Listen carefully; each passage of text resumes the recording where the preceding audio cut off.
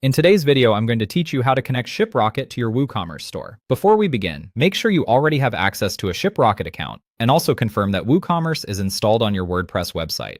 It's also important that your store is using HTTPS, because a secure connection helps the integration work properly and is often required for syncing store and shipping data.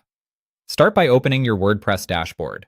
Once you're inside the admin area, go to the Plugins section and select Add New. In the search bar, look for the ShipRocket integration plugin that supports WooCommerce.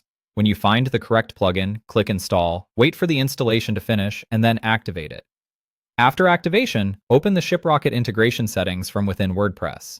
This is where you'll link your store to your ShipRocket account.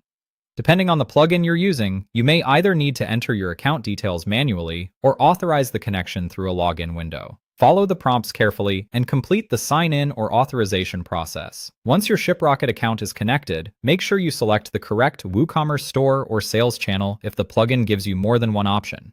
This step matters because it ensures that the right orders are pulled into the right shipping account. Next, configure the main shipping and synchronization settings. Review how orders will sync from WooCommerce into ShipRocket, and set up your pickup location, package details, and any shipping preferences available in the plugin. Take a moment here to double-check everything, because these settings affect how your shipments are created and processed later.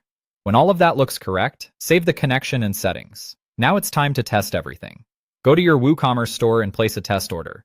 This is the best way to confirm that the integration is working in a real-world scenario. After the test order is created, log into ShipRocket and check whether the new order appears there. If it does, that means the basic sync is working as expected. Finally, create a test shipment in ShipRocket using that order. As you do this, verify that the shipment tracking information is sent back to WooCommerce. This last check is important because it confirms that not only are orders flowing into ShipRocket, but tracking updates are also returning to your store correctly.